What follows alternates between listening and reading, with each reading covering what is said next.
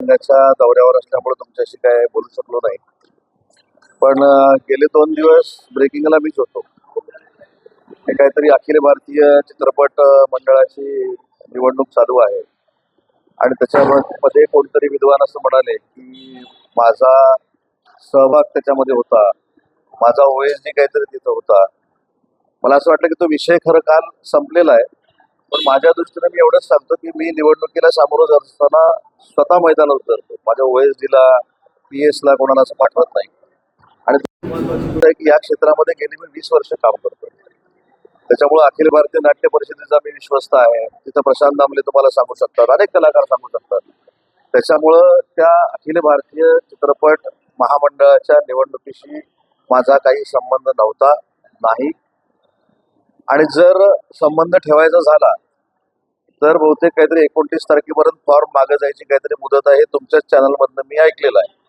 आणि तसं जर सहभाग घ्यायचा झाला तर 2 तारखेपासून मी कोणाच्या बाजूनं राहायचं हा देखील मी सहभाग घेऊ शकतो, पण मला त्या निवडणुकीमध्येच पडायचं नाही. खरं तर विधान परिषदेच्या जागा कोणाला सुटतील ह्या ब्रेकिंग व्हायला पाहिजे होत्या. पण अखिल भारतीय चित्रपट महामंडळाच्या 3,500च्या कोर्टानं लावलेल्या 3 वर्षापूर्वीच्या निवडणुकीमध्ये किती लोकांना इंटरेस्ट आहे हे काल मला कळलं. आणि माझ्याबद्दल देखील किती लोकांना इंटरेस्ट आहे हे देखील मला कळलं. फक्त मला राजकीय माझ्या सहकार्यांना एकच विनंती करायची आहे की काही गोष्टीची खात्री केली पाहिजे. आपण ज्यावेळी राजकारणामध्ये काम करतो त्यावेळी एखाद्या व्यक्तीवर चिखलफेक करण्याच्या अगोदर त्याची पार्श्वभूमी बघितली पाहिजे.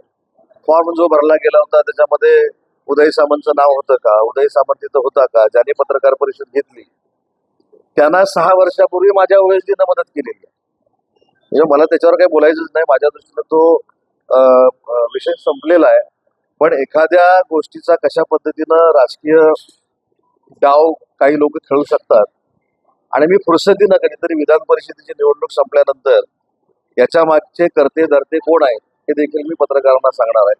परंतु मला त्या चित्रपट महामंडळाच्या काही निवडणुकीमध्ये काही पडायचं नाही, कारण तेवढाच काय व्याप आमचा छोटा याच्यातला भाग नाही. आणि म्हणून मी तुम्हाला ती पहिली गोष्ट सांगितली की 3 वर्षापूर्वीच्या फॉर्म भरलेल्या उमेदवारांची ती निवडणूक आहे. 3,500 मतापैकी जवळजवळ 750 मतं ही मयत आहेत. म्हणजे जवळजवळ ही निवडणूक 2800 मतातली आहे. मी स्वतः 3,56,000 मतातनं निवडून येतो. त्याच्यामुळे या निवडणुकीचा माझा काहीही संबंध नाही. बदनामी करण्याचा प्रयत्न कोणी करू नये. आणि राजकीय लोकांना मला एक सल्ला नाही पण विनंती करायची आहे की पूर्ण खात्री केली पाहिजे. कोण तरी सांगतो काहीतरी म्हणून त्याच्यामध्ये आपण जाऊन ज्या काही टोकाच्या भूमिका घेतो आणि फार मोठं त्याच्यामधनं उदय सामंतची बदनामी करून मला काहीतरी फारच साध्य झालंय अशा आविर्भावात जे काही लोक फिरतात राजकीय, त्यांना मला एक सूचनावाचा सल्ला द्यायचा आहे. पहिलं आपण ह्याचं सभासद झालं पाहिजे. आपण यांच्यासाठी काय करतोय हे आपण ठरवून घेतलं पाहिजे. म्हणून मी सांगितलं या सगळ्या संस्थांशी मी निगडीत आहे. आणि सगळ्या संस्थांशी निगडीत असताना अजून एक तुम्हाला जी माहिती नसेल ते पण सांगतो की अखिल भारतीय नाट्य परिषदेचे मुख्य विश्वस्त हे शरद पवार साहेब आहेत आणि मी त्याच्यामध्ये विश्वस्त आहे. त्याच्यामुळे शरद पवार साहेबांचा पक्ष वेगळा आहे, माझा पक्ष वेगळा आहे. तरी देखील त्या संस्थेमध्ये कधीही आम्ही राजकारण आणलं नाही. राजकारण आम्ही मैदानातलं करतो, ओएसडीला पाठवून कधी करत नाही. याची काही लोकांनी नोंद घ्यावी. आणि माझ्यासाठी हा विषय 100% संपलेला आहे. काय कोण बोललं म्हणून कोणावर आपण नुकसानीचा दावा करायचा? माझ्यासाठी विषयच संपला तो. जे बोलले त्यांना देखील 6 वर्षापूर्वी माझ्या ओएसडीनं मदत केली एवढीच मला सांगायचं.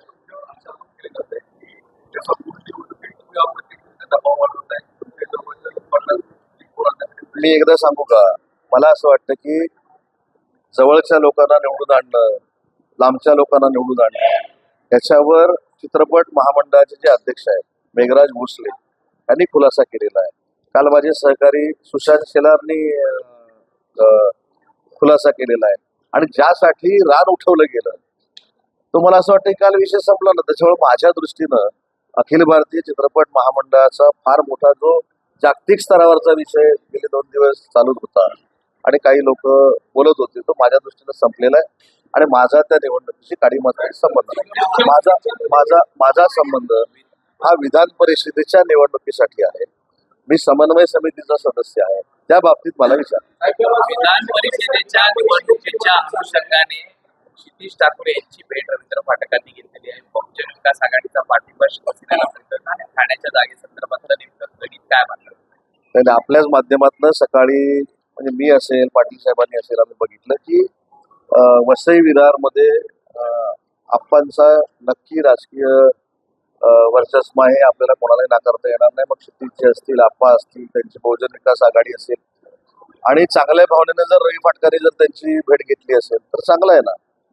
तुम्ही त्याच्यामध्ये म्हणजे मी आता जे बघितलं आज सकाळी त्याच्यामध्ये असं म्हटलं की बहुजन विकास आघाडी काहीतरी शिवसेनेमध्ये विलीन होणार आहे. हे आमच्या दृष्टीचे फार मोठे विषय आहे आणि याच्यावर सन्मानाने एकनाथ शिंदे साहेबच बोलू शकतात.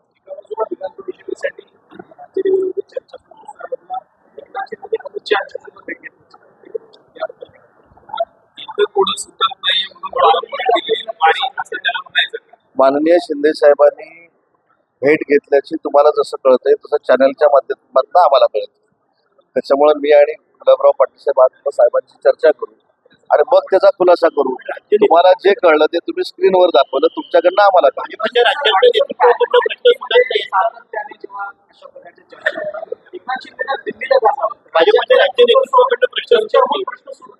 तुम्हाला कोणी सांगितलं की विधान परिषदेच्या निवडणुकीच्या निमित्तानं शिंदे साहेब तिथे गेले होते?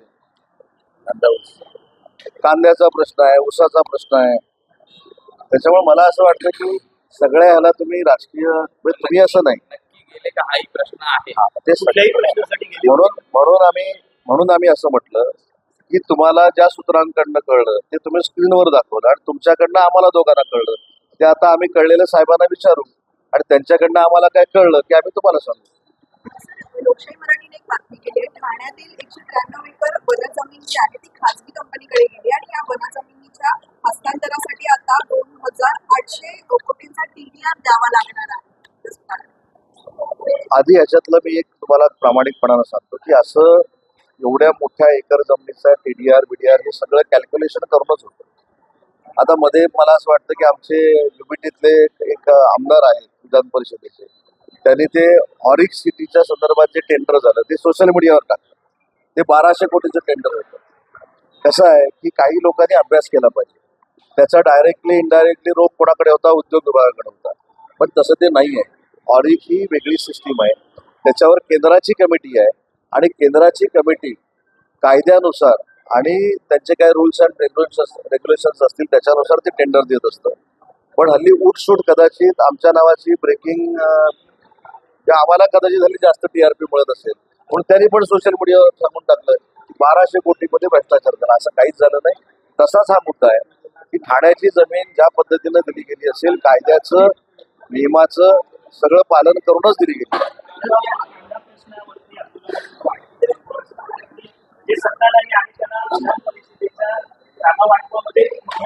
बोलतील ना कांद्याचा भाव माझ्यापेक्षा बोला ना काय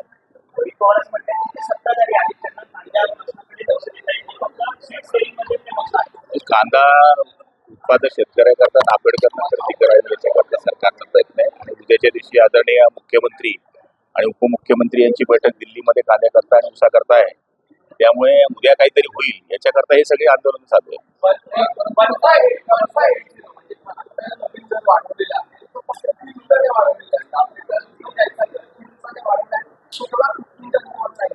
निश्चितपणाने उद्या याच्यावर मार्ग निघेल, त्याच्याकरता उद्या बैठक आहे. जळगाव मधली जी जागा आहे विधान परिषदेसाठी या संदर्भात आपण बैठक झाली होती जळगावमध्ये. काय नेमका तोडगा निघाला? त्या जागेसाठी शिवसेना आग्रही असल्याचं कळतं. शिवसेना आग्रही आहेच, पण जे आता वर्षी मंडळी निर्णय घेईल त्या माध्यमातून आम्ही काम करू.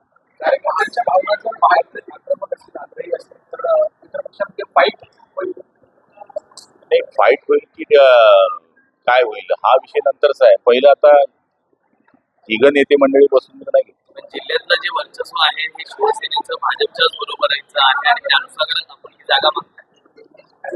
जागा मागणं हे काही चुकीचं नाही आहे. जागा मागणं हा आमचा हक्क आहे, पण हक्क जतवणं म्हणजेच आपण काहीतरी वेगळं काम करतो असं नाही आहे. शेवटी वरच्या स्तरावर जे निर्णय होतात ते आम्ही मान्य करणारे लोक आहोत. महायुतीच्या